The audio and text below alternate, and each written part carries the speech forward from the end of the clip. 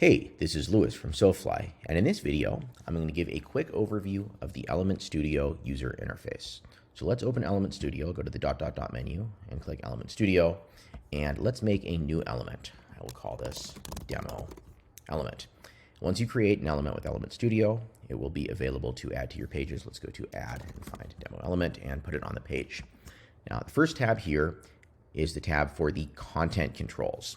So for example, if I add a heading element, you'll see the same content controls icon.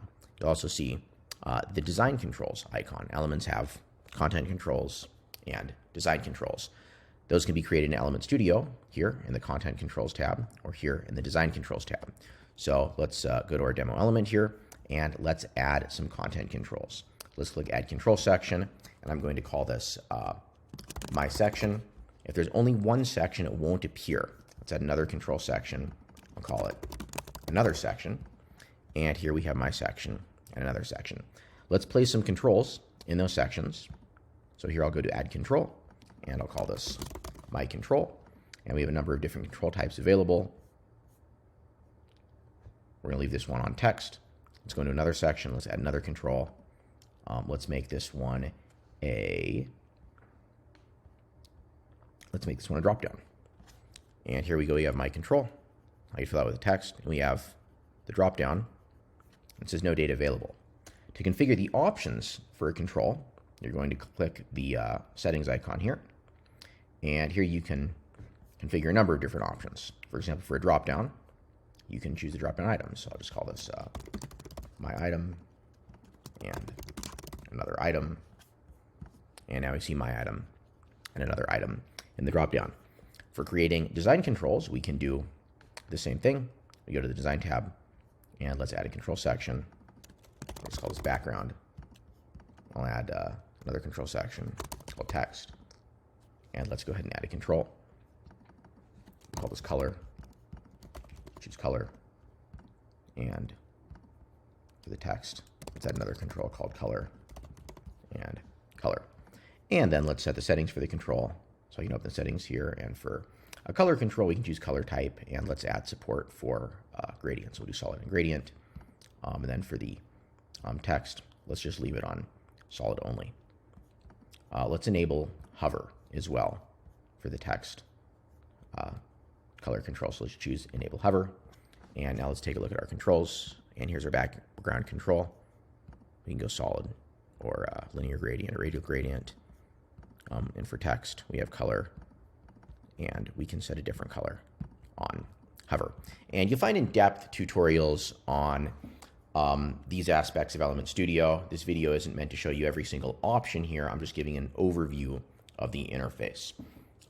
Let's go to the next tab here. This is the HTML that will be output for the element. And you can write Twig here. Element Studio uses the Twig templating engine. It supports most of Twig. If you just go to Google and you type in Twig templating engine documentation, you'll find all sorts of details on different things you can do with Twig. And in other tutorials on Element Studio, I'll be showing you basically what you need to know about Twig to create elements for a builder. Okay, so let's use Twig here to put the control values set here into the elements HTML. So let's go back to the content tab for the content controls, and let's click the curly braces icon to get the code hint. Let's open this, and it says if we put content.my_section.my_control in our HTML code, that it will output the value of that control. So let's go ahead and copy that. Let's go to HTML, and let's put that there.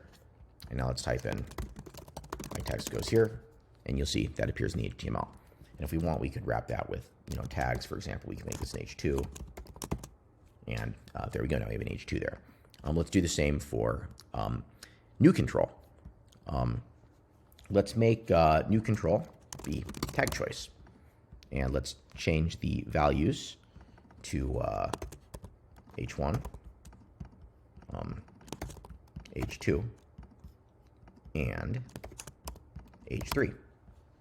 And now let's get the code hint. And By default, it gives an if for the code hint, but we actually want to use the value directly, so we're just going to copy the path to the control. And let's go back to our HTML. And we're just going to do open braces. And this is just Twig syntax. And then to close the tag, we're going to get rid of the closing H2, and we're just going to go like this. And now we can set the tag choice. We can make an H1, an H2, or H3. And if we clear that, it doesn't work. So let's set a default. And again, this is just using Twig. So I'm going to go default H1.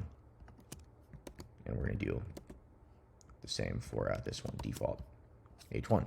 And with no tag choice, it's an H1, or we can choose H1, H2, or H3. I'm using the arrow keys on my keyboard to do that. Okay, so that's how to use the HTML.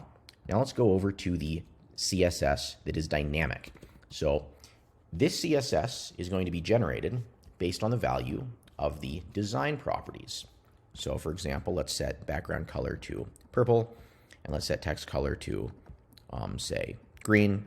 Let's set text hover color to, say, red. Now we need to write CSS that will output these property values so that the controls actually work.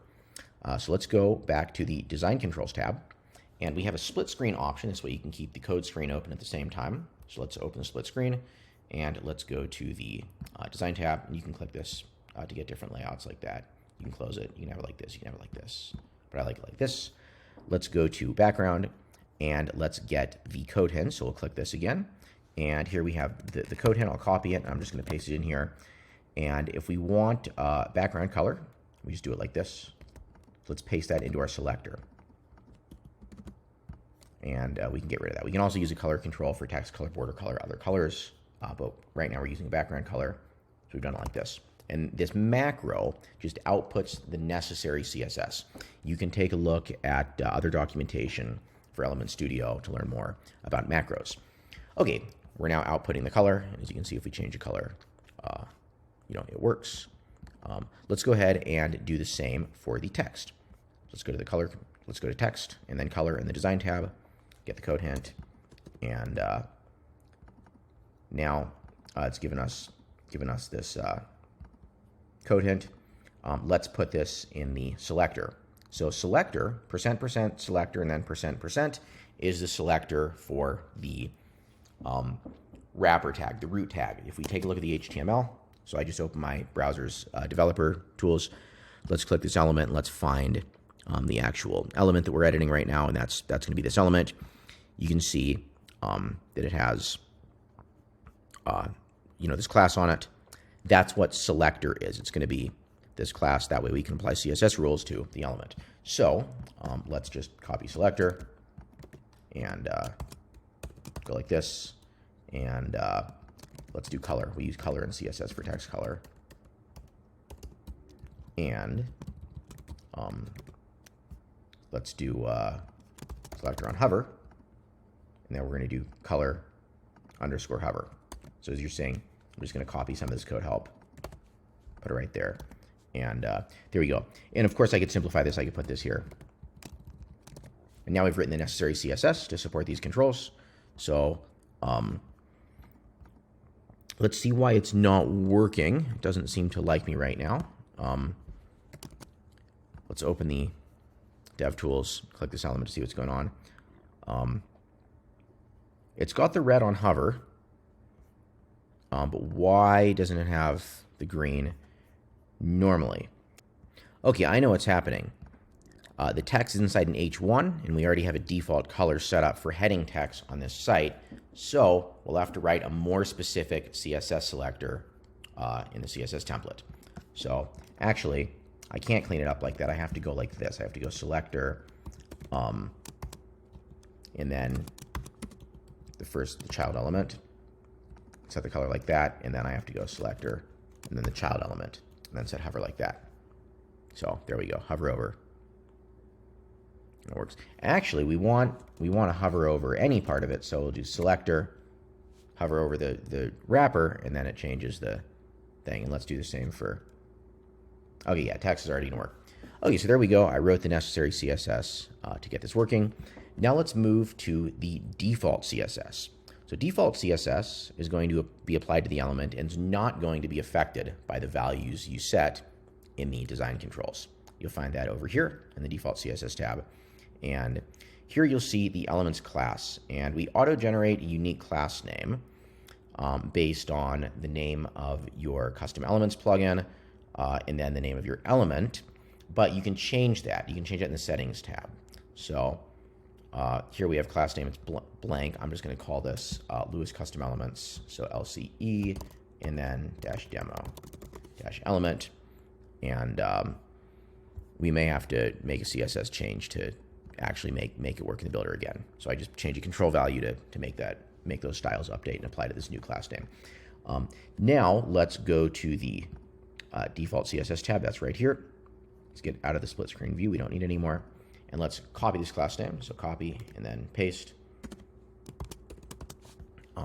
We're in Breakdance, and we prefix everything with the .breakdance selector as a best practice, because if someone were to use a theme with Breakdance, we wouldn't want our styles to apply to the theme. We'd only want it to apply to the content designed in Breakdance. And sometimes you end up writing default styles that look like this, and we wouldn't want to affect, for example, every heading in the theme, for example. This prevents collisions and ensures proper specificity when using a theme. That's why we do it. If you're just building elements for yourself and you're never going to use a theme, which is what I recommend, then you can just do that and it's going to be fine. But if you're distributing elements and you want wide compatibility, use this prefix for best specificity and compatibility.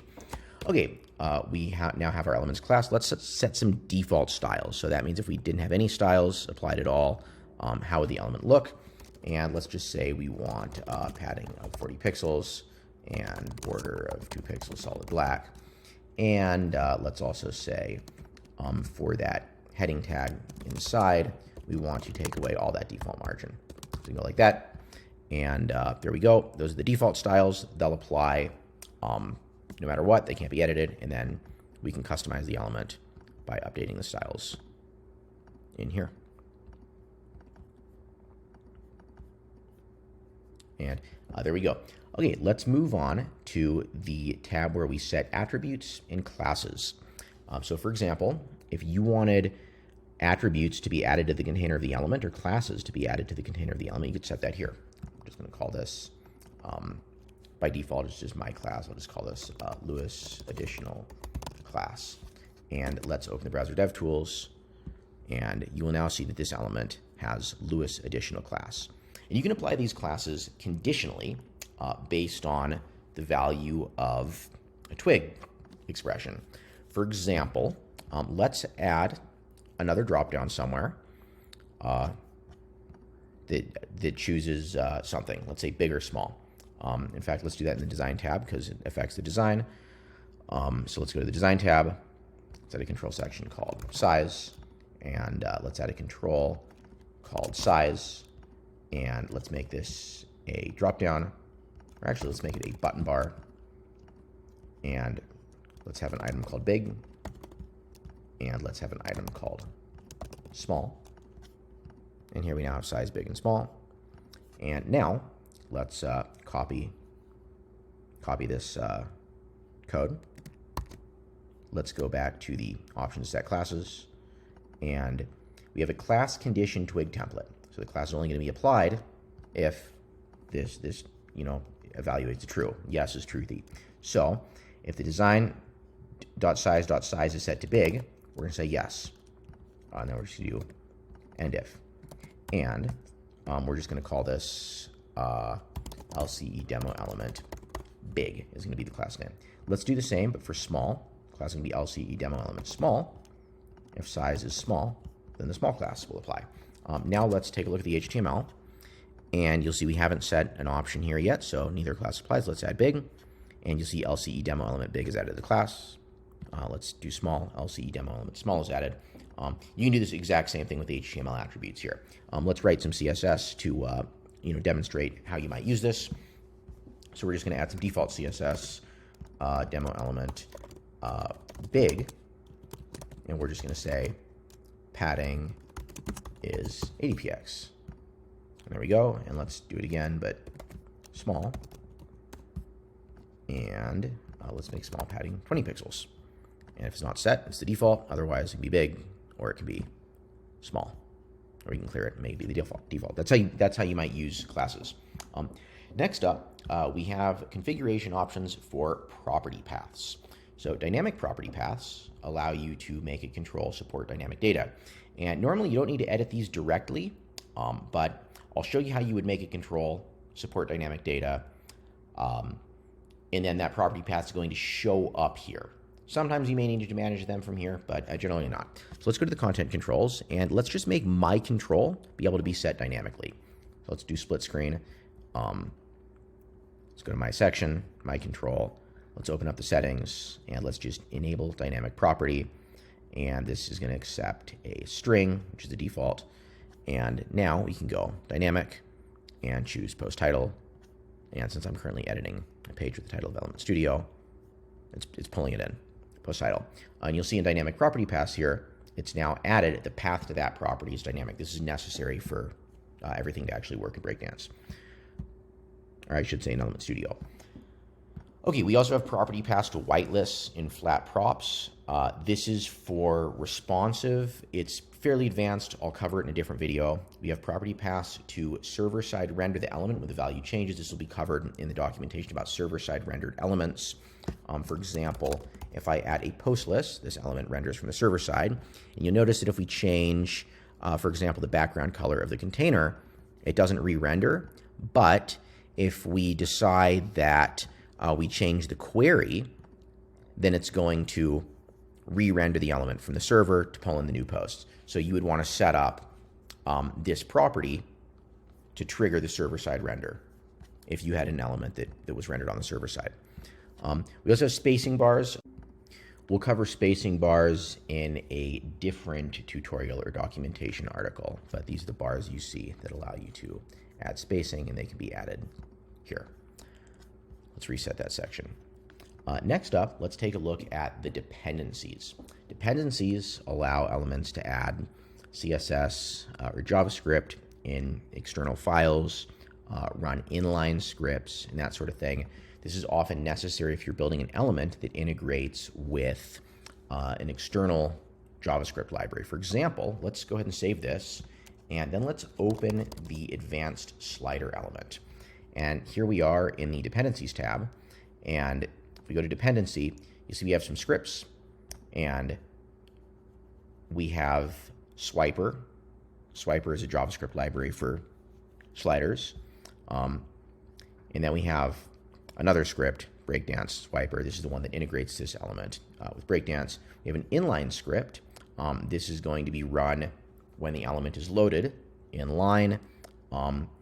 If you want to see exactly where this code is loaded when it's run, just build a blank page, add the advanced slider element to it, save it, and then go to the front end, view the source, and you'll see where this code is injected.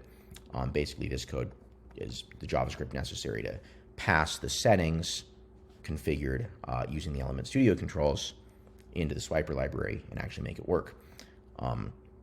We have styles. We have the default styles for Swiper. We have the default styles for the Breakdance implementation of the Swiper. Then you can add a condition. So if you only want these scripts to be loaded in certain cases, you would add a condition. Front-end condition controls when the scripts are loaded on the front end. Builder condition controls when the scripts are loaded in the builder. Let's go ahead and add some dependencies to the demo element. So let's open up this demo element here, and let's add a dependency. And we're just going to add an inline script. Add item. I'm just going to say alert hello. And there we go. Let's go ahead and save this, and let's exit the front end. And here we are on the front end, and let's go ahead and refresh. And as you can see, that script is running. Check our documentation for a much more in-depth overview of dependencies, because this functionality can be quite advanced. Next up, let's take a look at the builder actions.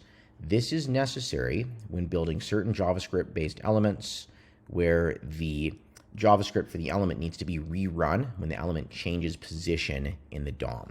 For example, imagine you have a section and you have a slider, and the slider works obviously because we have that JavaScript Swiper library that makes it work. Well, The way JavaScript swiper library works is that you pass in the selector to the thing that you want to be the slider, and then it sets up the necessary, script styles, event listeners, whatever, to make it so that when you click this thing, it actually slides. But let's say this element was then deleted from the DOM and placed in a different space. And that's exactly what's happening when this element is moved to a different place in the builder. For example, it could be dragged to a different section. It could be placed inside columns, etc. Swiper needs to be reinitialized. There are many JavaScript libraries like that. Sometimes the JavaScript library may add event listeners that would need to be cleaned up upon deletion of an element. For example, maybe it adds an event listener that, every, few seconds it does something. Maybe it hits, an API on an external server. Maybe you're integrating with a library that, pulls in weather information from some API, and you add the element to your page, and it's doing that, and then they delete the element. Well, that script, those event listeners, that timer may still be running, and you want to clear that out, so you could use before deleting the element to run that. To see an example of all of these in action, let's take a look at a JavaScript-based element. So let's add a gallery element to the page. And you can tell there's a bunch of JavaScript necessary to do this because it's going to open the links in a lightbox and all sorts of other things. Anyway, let's go ahead and save this element. Let's open the gallery element, and let's take a look at those builder actions. And we can see that when we change the type of the layout, right, when design.layout.type is changed to slider, when the property is changed, if the new property is slider, then we update the swiper to change the necessary JavaScript to set up the slider. For example, we'll go here, and of course, when doing this, to make this all work, it would have to run the slider initialization script, et cetera, et cetera. So there we go, and it works because of this. We have another one that simply updates the gallery when the settings are changed. The element is moved. We update the gallery element with the settings, etc. You get the idea. This is quite advanced, so check our other documentation that goes into more details on these actions specifically. Lastly, we have the settings tab, and this is where you can set a name for your element. So let's go back to the demo element, open element, demo element, and here we call this something else. For example, my awesome element. And now we go to the element. It's called my awesome element. It's called my awesome element in the builder. We have the class name. We have the category where it appears. Right now it's an other, but we could put this in, say, basic, and there it is. We have the default HTML tag for the element as div. And as you can see, this is a div. We could change the default tag to, say, be a, other valid HTML tag. Maybe we want to make this an article, and there we go. And as you can see, this is now an article tag. We can provide different tag options for the root tag. For example, we can make this a section or a paragraph. And in the element settings controls, which don't appear while using Element Studio, that tag choice would be available. I'll show it for the section element as a demo. They go settings, advanced, and then we have a tag choice. That's based on that. And we have a number of other settings, including nesting rules, which I'll cover. And then the other settings, check the rest of our documentation because I don't want to go into too much detail on this stuff. But I do want to cover nesting rules to wrap this overview up. So let's go ahead and delete this section. And let's delete this element. And let's make a new element. So I'll add a section and go new element. And I'll call this container type element. So this element is going to be able to accept children. So we'll create the element. Let's go ahead and in the HTML, we're going to do %% children. And let's add the element to the page. And now let's go to the settings and let's go to the nesting rules. And it says there's some nesting rules, element to be a descendant of, disallow if others are present, element to be a direct child of. We want element type. Element type is, there's final, which means nothing can be nested inside of it. There's final link, which means it's a link, nothing can be nested inside of it. There's container, that means anything can be nested inside of it. There's container link. That means anything except links can be inside of it. And there's container restricted, which means only certain elements are allowed inside of it. Let's just make this a container. And now we can put elements inside of it. So we can put a heading and a button inside. Let's open the structure panel. And here's our container type element with a heading and button inside. And because we put children, it's displaying those children. If we wanted to put the children, say, inside, another div, and then do something like this, we could do that. And as you can see, hello is appearing there, and then the children are appearing there. Check the documentation for more details on building nestable elements and creating more complex chains of nesting rules. For example, if you take a look at the advanced tabs element, a tab content element is required inside advanced tabs, and you'll notice that you can't just put a heading directly inside it. It won't work. You would have to put that inside the tab content. For example, let's open up advanced tabs and take a look at those nesting rules, and we'll see it's a container restricted. And then let's take a look at the tab content. Advanced tabs, what is it called? Tab content, and we'll see in the nesting rules there, element is to be a direct child of advanced tabs, and it will only be allowed as a direct child of advanced tabs. Anyway, that should give you a basic overview of the Element Studio UI. Check the rest of the documentation for more specific details on the settings in each of the tabs and some tutorials of real-world examples on how to build elements with Element Studio. Thank you for watching.